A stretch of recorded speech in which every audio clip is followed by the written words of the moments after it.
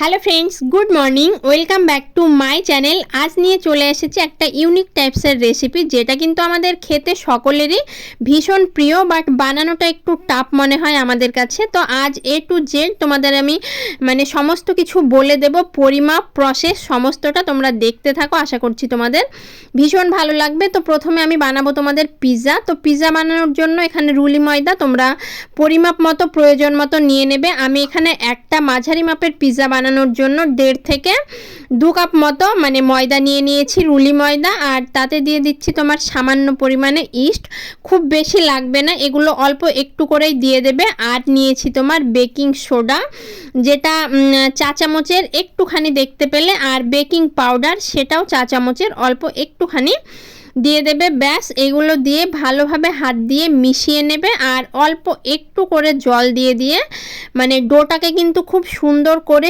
সময় নিয়ে এটাকে কিন্তু মাখতে হবে।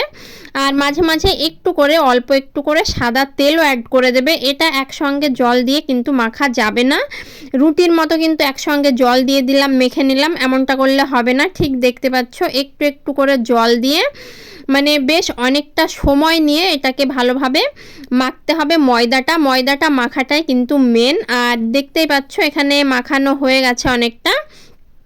এই পর্যায়ে দিয়ে দিয়েছি সামান্য পরিমাণে লবণ, আর তোমার চিনিটা অ্যাড করতে হবে। এটা তোমরা প্রথমেও অ্যাড করে দিতে পারো, যখন তোমরা বেকিং সোডা, বেকিং পাউডার এগুলো অ্যাড করলে তখনও দিয়ে দিতে পারো, বাট আমরা ভুলে গেছিলাম বলে কোনো প্রবলেম নেই, এখন দিয়ে দিলেও হবে। তো দেখতেই পেলে অল্প 1 চিমটি মতো লবণ দিয়েছি। তো সেটা দিয়ে ভালোভাবে ময়দার সঙ্গে মিশিয়ে নেবার পর, যেহেতু চিনিটা প্রথমে দিতে ভুলে গেছিলাম, সেই কারণে চিনিটাকে মিক্সিতে কিন্তু পাউডার করে নিয়েছি। প্রথমের দিকে দিলে তোমরা গোটা চিনিও দিতে পারো। আমি এখানে 1 থেকে 1.5 চামচ মতো চিনি দিয়েছি। আর লবণটা তো অবশ্যই স্বাদ মতো হবে, এটা একটু মিষ্টি মিষ্টি হলে বেশ ভালো লাগে খেতে। তো যাই হোক, সমস্ত কিছু দিয়ে পরে আরও একটুখানি সাদা তেল দিয়ে ময়দাটাকে একদম ডোলে ডোলে, রুটির ময়দা যেভাবে মথে মথে মাখা হয়, তো সেইভাবে মেখে অল্প একটু সাদা তেল এই ডোটার ওপরে ব্রাশ করে দিলাম। ব্যাস, এটাকে এখন আমি 30 থেকে 40 মিনিট মতো চলো রেস্টে রেখে দিই। তো 30 থেকে 40 মিনিটে এবার চলো যে অন্যান্য কাজগুলো রয়েছে সেগুলো চলো ঝটপট সেরে নিই। তো দেখতেই পাচ্ছ এখানে পিৎজা বানানোর জন্য আমার যে ইনগ্রিডিয়েন্টসগুলোর প্রয়োজন, তো সমস্ত কিছু নিয়ে নিয়েছি। এখানে তোমার চিজ রয়েছে, ক্যাপসিকাম রয়েছে, অনিয়ন রয়েছে, সুইট কর্ন রয়েছে, যেগুলো আর কি লাগবে আমার গার্নিশিং করতে, সাজাতে। তো সেগুলো আমি সমস্ত এখানে কুচো কুচো করে কেটে নিয়েছি, একদমই রেডি। আর ময়দাটাও আমার এদিকে 40 মিনিট হয়ে গেছে, ময়দাটাকে আবারও একটুখানি আমি সেনে নিচ্ছি। এটা একদমই হাতে লাগবে না, আর এটা এত সফট হবে সেটা বলার মতো না। তো এখানে আমি একটা ট্রে নিয়ে নিয়েছি, ট্রেতে সামান্য পরিমাণে একটু সাদা তেল, সেটা আমি ব্রাশ করে নিয়েছি, যাতে পিৎজাটা খুব সহজেই হয়ে যাবার পর যাতে উঠে আসে, তলাতে যাতে লেগে না যায়, সেই কারণে সাদা তেলটা দিয়ে দিয়েছি। আর এখানে এই যে ময়দাটা তোমরা বেলেও নিতে পারো, বা যদি চাও যে না এটা বেলার প্রয়োজন নেই, তোমরা হাত দিয়ে এইভাবে দিয়ে দেবে। এত ফ্লাফি হয়েছে রুলি ময়দাটা, দেখতেই পাচ্ছ পুরো প্লেটে এটা ছড়িয়ে দেওয়া হচ্ছে। চলো এটা আগে পুরো প্লেটে করে নিই, তারপরে আবার আসছি। তো ফাইনালি দেখতে পাচ্ছ চারিদিকে সমান করে দিয়ে নিয়েছি, ময়দাটাকে ডোলে ডোলে দিয়ে নিয়েছি। এবার একটা চাকুর সাহায্যে এই ময়দাটাতে অনেকগুলো কিন্তু ছিদ্র করতে হবে। তো এটা কেন করে আমি জানি না, কেননা এই রেসিপিটা আমার নয়, এটা আমার একটা ভাইয়ের রেসিপি। তো ওই বানাচ্ছিল, ওর কাছ থেকে নিয়েই আমি ভাবলাম চলো তোমাদের সঙ্গে শেয়ার করি, কেননা এটা খেতে দোকানের থেকে আমি গ্যারেন্টি দিয়ে বলতে পারি 1000 গুণে অনেক বেশি ভালো হয়েছিল, সেই কারণেই রেসিপিটা তোমাদের দেওয়া। আর এই যে দেখছো সস, এটা পিৎজা অ্যান্ড পাস্তা সস, এটা কিন্তু টমেটো সস নয়। তো এটা পরিমাণে বেশ অনেকটাই বেশি লাগবে, দেখতে পাচ্ছ একদম ভরে ভরে দিয়ে দিয়েছি এই পিৎজা আর পাস্তা সসটা। এটা ময়দার ওপর লাগিয়ে, এটা তোমার স্লাইস যে চিজ, তো সেটা অল্প একটু করে চারিদিক দিয়ে কুচো কুচো করে দিয়ে দিচ্ছি। পরিমাণে সমস্ত কিছুই অল্প অল্প দিয়েছি, অনেক কিছু যেহেতু এখানে দেওয়া হয়েছে।